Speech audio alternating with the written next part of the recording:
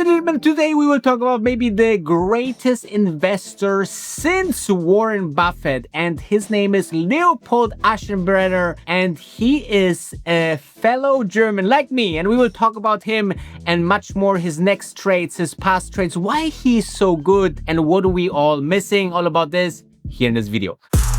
Welcome to the game, I'm the wolf of Dubai. Welcome to a brand new video. If you have no idea who you're watching, my name is Danny and I'm trying to be the biggest YouTube stock market investor ever. And not only this is all on my shoulders and my 4 channels, but also on the shoulders of my creator partners like Michele, who talks about SoFi, HIMS, and iron. So if you're invested into those or interested into those, make sure to check out his channels as well and follow me on X.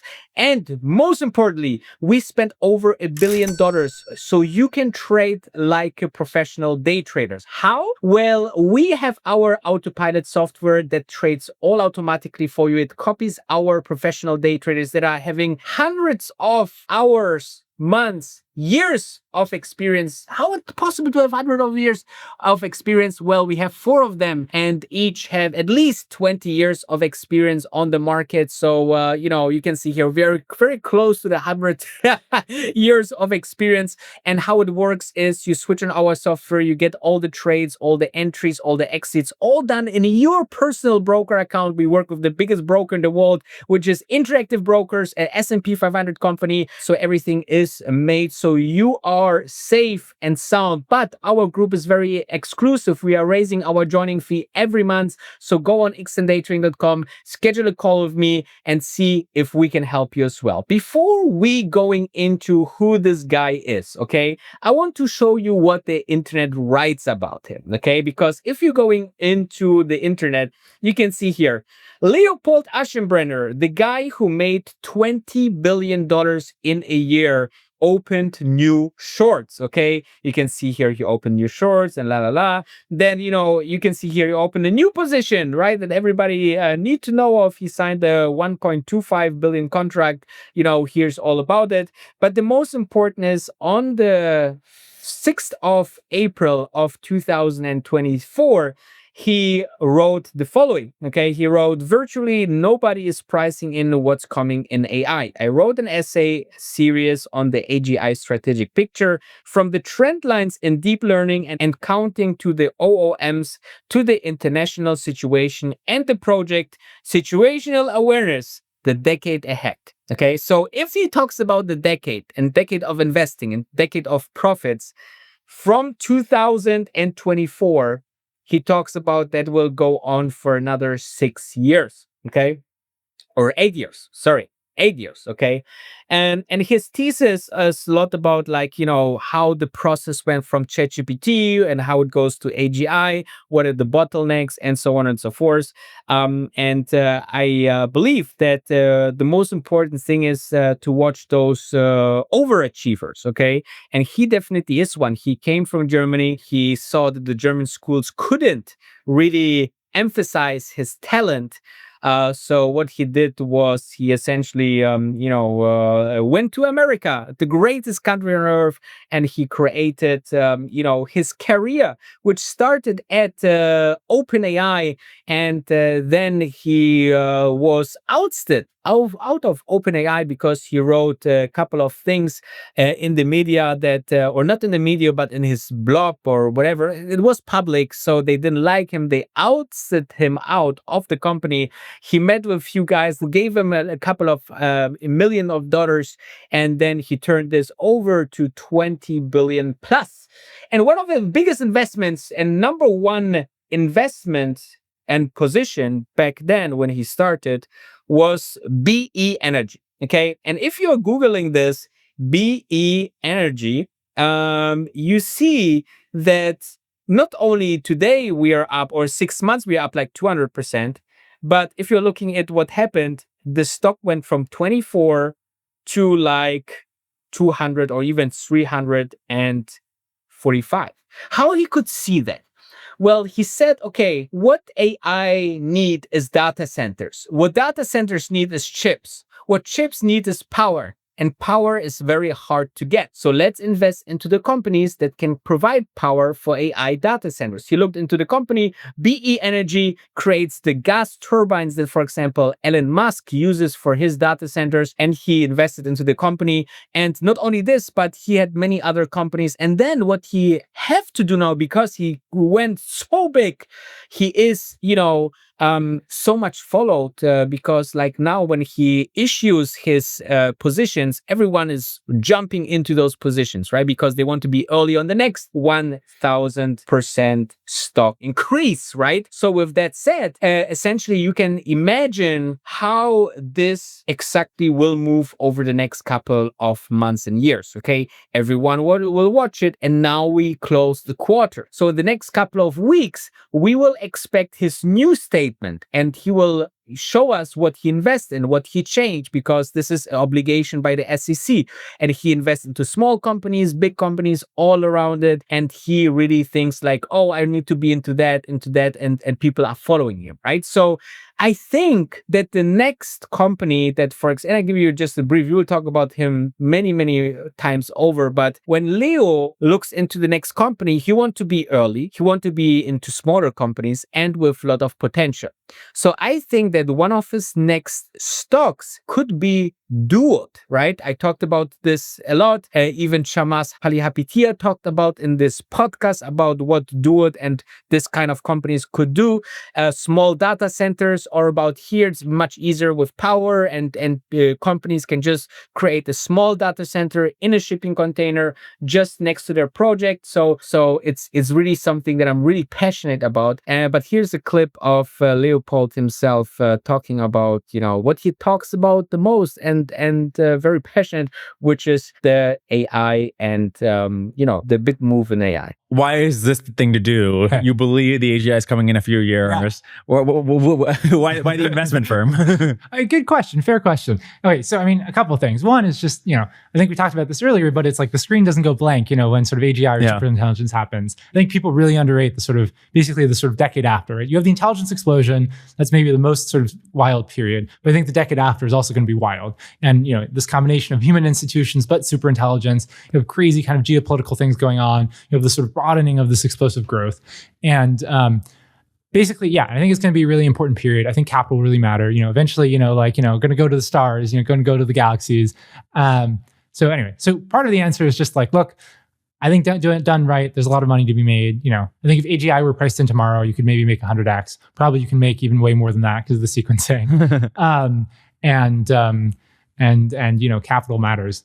I think the other reason is just some amount of freedom and independence.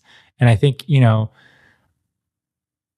think there's some people who are very smart about this AI stuff and who are kind of like see it coming. But I think almost all of them, are kind of, constrained in various ways, right? They're in the labs, they're in some other position where they can't really talk about this stuff.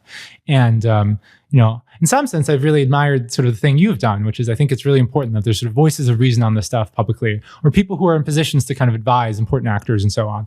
And so I think there's basically the thing this investment firm will be kind of like, a brain trust on AI. It's going to be all about situational awareness. We're going to have the best situational awareness in the business. We're going to have way more situational business than any of the people who manage money in New York. Yeah. We're definitely going to, we're going to do great on investing, but it's the same sort of situational awareness that I think is going to be important for understanding what's happening, being a voice of reason publicly, and sort of being able to be in a position to advise. Yeah. The book about Peter Thiel. Yeah. They had an interesting quote about his hedge fund. I think it got terrible returns. So this isn't the example. Right. That's the bear case, right? It's like too theoretical. And, yeah. But they had an interesting quote that it's like basically a think tank inside of a hedge fund. Yeah. That's what we're trying to build. Right. Yeah. So presumably you've thought about the ways in which these kinds of things can blow. There's a lot of interesting business history books about people who got the thesis right, but timed it wrong. Where they buy that internet's going to be a big deal. They sell at the wrong time and buy at the wrong time during the dot-com boom. And so they miss out on the gains, even though they're right about the. Anyways, what is the trick to preventing that kind of thing? Yeah, I mean, look, obviously you can't, not blowing up is sort of like, task number 1 and 2 or whatever. I mean, I think this investment firm, it is going to just be betting on AGI, betting on AGI and superintelligence before the decade is out, taking that seriously, making the bets you would make, if you took that seriously. So, I think if that's wrong, firm is not going to do that well. The thing you have to be resistant to is like, you have to be able to resist to get, one or a couple or a few kind of individual calls, right? It's like AI stagnates for a year because of the data wall, or like, you got the call wrong on like when revenue would go up. And so anyway, that's pretty critical. You have to get timing right. I do think in general that the sort of sequence of bets on the way to AGI is actually pretty critical. And I think a thing people underrate. So, all right, I mean, so like, where does the story start, right? So like, obviously the sort of only bet over the last year was NVIDIA. It's obvious now, very few people did it. This is sort of also, a classic debate I and a friend had with another colleague of ours, where this colleague was really into TSM, TSMC. And he was just kind of like, well, like these fabs are going to be so valuable. And also like NVIDIA, there's just a lot of idiosyncratic risk, right? It's like maybe somebody else makes better GPUs. And that was basically right, but sort of only NVIDIA had the AI beta, right? Because only NVIDIA was kind of like a large fraction AI. The next few doublings would just like meaningfully explode their revenue. Whereas TSMC was, a couple percent AI. So, even though there's going to be a few doublings of AI, not going to make that big of an impact. All right, so it's sort of like the only place to find the AI beta basically was NVIDIA for a while. Now it's broadening, right? So now TSM is like, 20% AI by like 27 or something is what they're saying. One more doubling, it'll be kind of like a large fraction of what they're doing. And there's a whole stack. There's like there's people making memory and CoWoS and power. Utility companies are starting to get excited about AI, and they're like, oh, it'll power production in the United States will grow, not 2.5%, but 5% over the next 5 years. And I'm like, no, it'll grow more. At some point, like a Google or something becomes interesting. And, people are excited about them with AI because it's like, oh, AI revenue will be, 10 billion or tens of billions. And I'm kind of like, I don't really care about them before then. I care about it, once you get the AI beta, right? And so at some point, Google will get, $100 billion of revenue from AI. Probably their stock will explode. They're going to become, $5 trillion, $10 trillion company. Anyway, so the timing there is very important. You have to get the timing right. You have to get the sequence right. At some point, actually, I think like, there's going to be a real tailwind to equities from real interest rates, right? So basically in these sort of explosive growth worlds, you would expect real interest rates to go up a lot, both on the sort of like, basically both sides of the equation, right? On the supply side or on the sort of demand for money side, because, people are going to be making these crazy investments, initially in clusters and then in the robo factories or whatever, right? And so they're going to be borrowing like crazy. They want all this capital, high ROI. And then on the sort of like consumer savings side, right, to like, to give up all this capital, the sort of like Euler equation, standard sort of intertemporal transfer, trade-off of consumption. So standard. Very standard. Some of our friends have a paper on this. If basically if you expect, if consumers expect real growth rates to be higher, interest rates are going to be higher because they're less willing to give up consumption. Consumption in the they're less willing to give up consumption today for consumption in the future. Anyway, so at some point, real interest rates will go up. If sort of eta is greater than 1, that actually means equities. Higher growth rate expectations mean equities go down because the sort of interest rate effect outweighs the growth rate effect.